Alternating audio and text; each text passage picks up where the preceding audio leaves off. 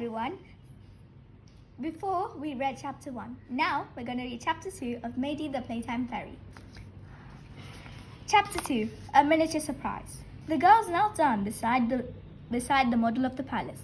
Sure enough, a twinkling light was moving around inside, and they put their eyes to the tiny windows, trying to follow it. "It's in the library," murmured Rachel in a low voice.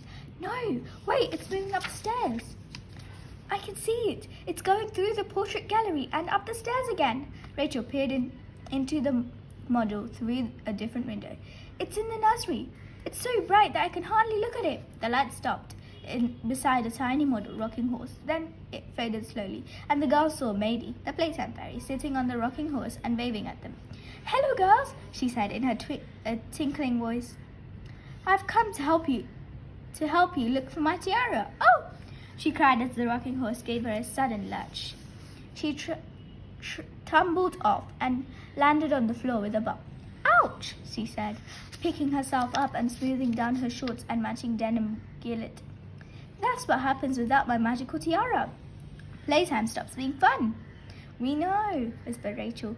"Playing with all these toys is supposed to be a treat, but everyone is arguing."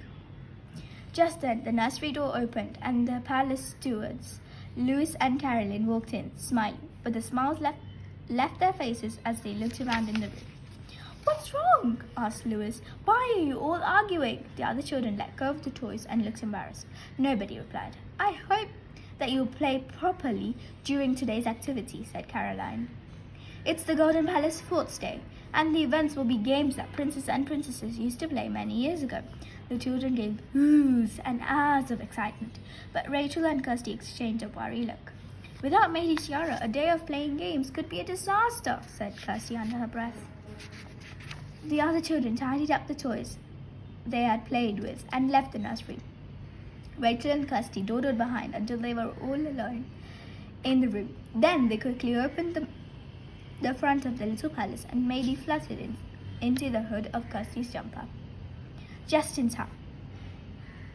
Carolyn put her head around the door. "Come on, girls," she said with a smile. "The others are already getting changed." A short while later, everyone was outside in the palace gardens in their sports kit. Madie was still hiding in Kirsty's hood. They all gathered around Louis and Caroline, who was standing beside a large gold sports bag. "Okay, everyone," said Louis. "Please divide into 2 teams." The children formed 2 teams, laughing excitedly and looking forward to the games.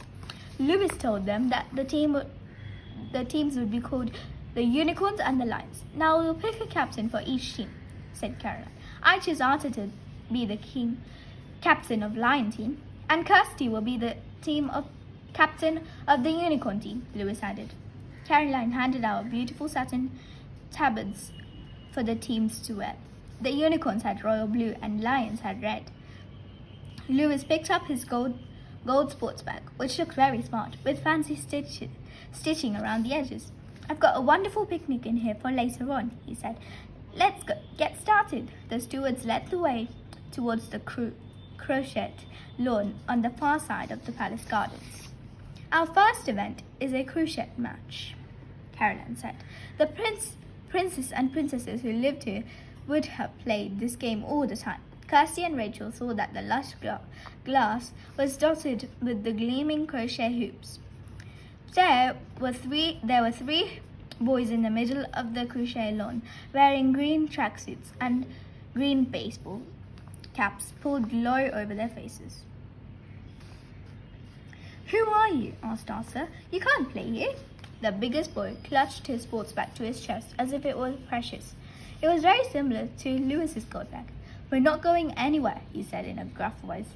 The other children looked very bad-tempered. Go away," said Katie. "You're not welcome," said Victoria. "Children, I'm surprised at you," said Carolyn. "Part of playing together is not letting anyone feel left out."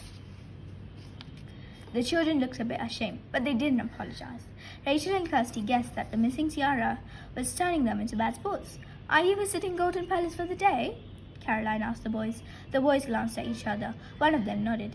"Then we would like to invite you to join our sports day as a 3rd team," said Caroline. The boys didn't look very keen, But Caroline handed out crochet, mallets, and balls. Louis blew his whistle, and the match began.